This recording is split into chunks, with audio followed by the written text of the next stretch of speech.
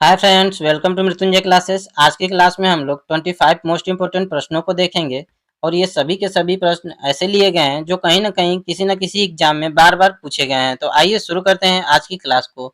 First question है हमारा, छिली हुई सब्जियों को धोने से कौन सा विटामिन निकल जाता है? तो राइट आंसर होगा ऑप्शन बी, विटामिन सी। जो विटामिन सी होता है ये छिली हुई सब्जियों को धोने से निकल जाता है। अब अगर मैं पूछूं कि विटामिन सी का रासायनिक नाम आप हमको बता दीजिए, तो आप कहेंगे कि सर इसका रासायनिक नाम स्कर्बिक एसिड होता है और इसकी कमी से जो रोग होता है वो स्कर्वी होता है। हम कहेंगे बहुत बढ़िया। आप विटामिन ए का भी हमको रासायनिक नाम बता दीजिए, तो आप कहेंगे कि सर विटामिन ए का रासायनिक नाम रेटिनॉल होता है, जबकि विटामिन ए की कमी से कौन सा रोग होता है? तो रतौंधी रोग होता है। अब मैं आ जाऊंगा विटामिन डी पे और कहूंगा कि विटामिन डी का भी हमको रासायनिक नाम तब आप बताइए, तो आप कहेंगे कि विटामिन डी का रासायनिक नाम कैल्सीफेरॉल होता है। और विटामिन डी की कमी से कौन सा रोग होता है? तो रिकेट्स रोग होता है।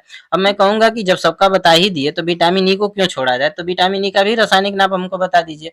तो आप कहेंगे कि विटामिन ई का रासायनिक नाम होता है टोकोफेरॉल, और जबकि विटामिन ई की कमी से जनन क्षमता में कमी हो जाती है। अब मैं आपसे एक और प्रश्न पूछूंगा कि अगर जनन क्षमता में जो कमी होती है ये पुरुषों में हो जाए तो आप क्या कहेंगे, और महिलाओं में हो जाए तो आप क्या कहेंगे?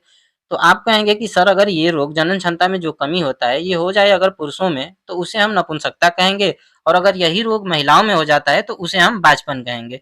तो अब आइए अगले क्वेश्चन को देखते हैं। इतना सब बातें जो है इस क्वेश्चन से आपको ध्यान रखनी है। अगला क्वेश्चन हमारा है, अगला क्वेश्चन कहता है सनशाइन विटामिन है, तो राइट आंसर हो जाएगा ऑप्शन बी, जो विटामिन डी होता है ये सनशाइन विटामिन होता है। अब आप कहेंगे कि सर विटामिन डी को सनशाइन विटामिन क्यों कहा जाता है? तो जो विटामिन डी होता है ये सूर्य के प्रकाश से हमें प्राप्त होता है, इसकी वजह से इसे सनशाइन विटामिन कहते हैं। ये आपको यहाँ से ध्यान रखना है। अब आइए अगला क्वेश्चन देखिए। अगला क्वेश्चन क्या कहता है, ज्ञानपीठ पुरस्कार जो है ये किस क्षेत्र में दिया जाता है? तो राइट आंसर हो जाएगा ऑप्शन ए, साहित्य। साहित्य के क्षेत्र में ज्ञानपीठ पुरस्कार दिया जाता है। अब आइए अगले क्वेश्चन की तरफ हम बढ़ते हैं और अपना अगला क्वेश्चन देख लेते हैं। अगला क्वेश्चन कहता है कि भारतीय संविधान के किस भाग में मूल कर्तव्य का वर्णन किया गया है? तो आपका राइट आंसर हो जाएगा ऑप्शन डी। ऑप्शन डी मतलब भाग 4 का क में मूल कर्तव्य का वर्णन किया गया है। अब आइए अगले क्वेश्चन की तरफ हम अपने बढ़ते हैं। अगला क्वेश्चन क्या कहता है, संविधान संशोधन का संबंध संविधान के किस भाग से है? तो राइट आंसर हो जाएगा ऑप्शन ए, भाग 20 से। और अगर मैं पूछूं कि किस अनुच्छेद से संबंधित है, तो अनुच्छेद 368 से ये संबंधित है। अब आइए अगले क्वेश्चन की तरफ हम अपने बढ़ते हैं। अगला क्वेश्चन हमारा क्या कहता है कि हैजा रोग किसके कारण से होता है? तो राइट आंसर हो जाएगा जीवाणु के कारण से होता है हैजा। अब आइए अगले क्वेश्चन पे चलते हैं। अगला क्वेश्चन हमारा क्या कहता है, जोजिला दर्रा भारत के किस राज्य में स्थित है? तो इसका राइट आंसर हो जाएगा जम्मू कश्मीर। जम्मू कश्मीर में स्थित है जोजिला दर्रा। अब आइए अगले क्वेश्चन को देखते हैं। अगला क्वेश्चन हमारा क्या कहता है, हल्दी घाटी का युद्ध 1576 ईस्वी में किसके बीच हुआ था? तो राइट आंसर हो जाएगा ऑप्शन ए, अकबर और महाराणा प्रताप। अकबर और महाराणा प्रताप के बीच में 1576 ईस्वी में क्या हुआ था? हल्दी घाटी का युद्ध हुआ था। अब आइए अगले क्वेश्चन की तरफ देखते हैं। अगला क्वेश्चन हमारा क्या कहता है, रेबीज के टीके की खोज किसने की थी? तो राइट आंसर होगा हमारा ऑप्शन डी, लुइस पास्चर ने। किसने? लुइस पास्चर ने जो है कि रेबीज के टीके की खोज की थी। अब आइए अगले क्वेश्चन की तरफ हम बढ़ते हैं। अगला क्वेश्चन हमारा क्या कहता है, अगला क्वेश्चन कहता है शरीर में आयरन की कमी से कौन सी बीमारी होती है? तो राइट आंसर हो जाएगा ऑप्शन ए, एनीमिया। एनीमिया जो होता है ये आयरन की कमी से होता है, और एनीमिया रोग को रक्त अल्पता के नाम से भी हम जानते हैं। और एनीमिया रोग जो होता है ये कभी कभी प्रश्न में पूछा जाता है कि खून की कमी से कौन सा रोग होता है, तो वहां भी एनीमिया रोग ही होता है। ठीक है। अगला क्वेश्चन हमारा क्या कहता है, अगला क्वेश्चन कहता है भारतीय रिजर्व बैंक का मुख्यालय कहाँ स्थित है? तो राइट आंसर हो जाएगा ऑप्शन डी, मुंबई। मुंबई में जो है कि भारतीय रिजर्व बैंक का मुख्यालय स्थित है। अब आइए अगले क्वेश्चन पे हम अपने चलते हैं। अगला क्वेश्चन है हमारा, 1 रुपए के नोट पर किसके हस्ताक्षर होते हैं? तो राइट आंसर हो जाएगा ऑप्शन बी, वित्त सचिव। जो वित्त सचिव होते हैं इसके हस्ताक्षर होते हैं 1 रुपए के नोट पे।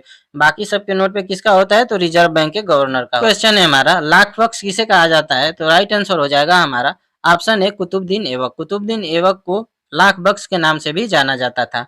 अब आइए अगले क्वेश्चन की तरफ बढ़ते हैं। अगला क्वेश्चन हमारा है, इंडिका किसकी रचना है? तो राइट आंसर हो जाएगा ऑप्शन ए, मेगास्थनीज। मेगास्थनीज की रचना है इंडिका। अब आइए नेक्स्ट क्वेश्चन देखते हैं। नेक्स्ट क्वेश्चन हमारा क्या है, नेक्स्ट क्वेश्चन है भारत की सबसे बड़ी कृत्रिम झील कौन सी है? तो राइट आंसर हो जाएगा ऑप्शन ए, गोविंद वल्लभ पंत सागर। कौन सी? गोविंद वल्लभ पंत सागर। अब आइए अगला क्वेश्चन देखते हैं। अगला क्वेश्चन है, प्रिंस ऑफ वेल्स कप किस खेल से संबंधित है? तो राइट आंसर हो जाएगा हमारा ऑप्शन बी, गोल्फ। गोल्फ से संबंधित है कौन सा? Prince of Wales cup. Question है, मछली के हृदय में कितने प्रकोष्ठ होते हैं? तो राइट आंसर हो जाएगा ऑप्शन बी 2। 2 प्रकोष्ठ होते हैं मछली के हृदय में। और अगर पूछा जाए कि मनुष्य के हृदय में कितने प्रकोष्ठ होते हैं, तो मनुष्य के हृदय में 4 प्रकोष्ठ होते हैं। अब आइए नेक्स्ट क्वेश्चन दें। प्रकोष्ठ का मतलब समझते हैं, हृदय में कितने चेंबर होते हैं? तो मनुष्य के हृदय में 4 चेंबर होते हैं, जबकि मछलियों के हृदय में 2 चेंबर होते हैं। और मगरमच्छ के हृदय में भी 4 चेंबर होते हैं। मनुष्य और मगरमच्छ दोनों के हृदय में कितने चेंबर होते हैं? 4 चेंबर होते हैं। अब आइए अगला क्वेश्चन देखते हैं। अगला क्वेश्चन है हमारा, सफेद सोना कहलाता है? तो राइट आंसर होगा ऑप्शन सी कपास। कपास को क्या कहलाता है?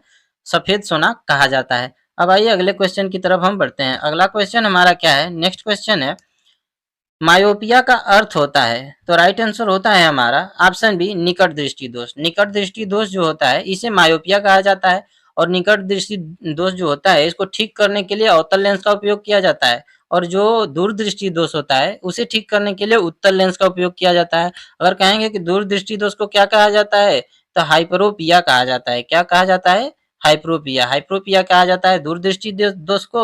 और जबकि निकट दृष्टि दोष को क्या कहा जाता है? मायोपिया। अब आइए अगला क्वेश्चन देखते हैं। अगला क्वेश्चन है हमारा, प्रतिरोध का एसआई मात्रक क्या होता है? तो राइट आंसर होगा ऑप्शन ए ओम। ओम जो होता है ये प्रतिरोध का एसआई मात्रक होता है। अगला क्वेश्चन है, मुगल साम्राज्य की स्थापना किसके द्वारा की गई थी? तो राइट आंसर होगा ऑप्शन ए बाबर। बाबर के द्वारा 1526 ईस्वी में, कब? 1526 ईस्वी में मुगल साम्राज्य की स्थापना की गई थी।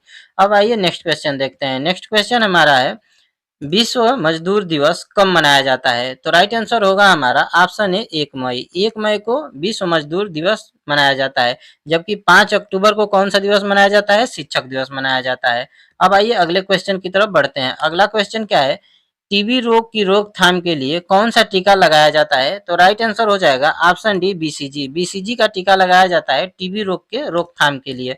अब आइए अगले क्वेश्चन की तरफ बढ़ते हैं। अगला क्वेश्चन है, पेरियार राष्ट्रीय उद्यान किस जानवर के लिए प्रसिद्ध है? तो राइट आंसर हो जाएगा हमारा ऑप्शन सी हाथी के लिए। किसके लिए? हाथी के लिए प्रसिद्ध है पेरियार राष्ट्रीय उद्यान।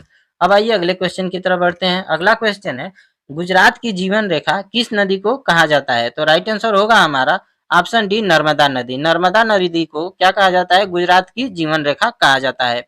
इस प्रकार से हमारे 25 क्वेश्चन यहाँ पे समाप्त होते हैं। अगर वीडियो अच्छी लगी हो तो वीडियो को एक लाइक कर दीजिए। चैनल पे नए हैं तो चैनल को सब्सक्राइब जरूर कर लीजिए, क्योंकि इसी प्रकार की हेल्पफुल वीडियो हम हमेशा आप सभी के लिए लाते रहते हैं। Thank you so much. जय हिंद दोस्तों।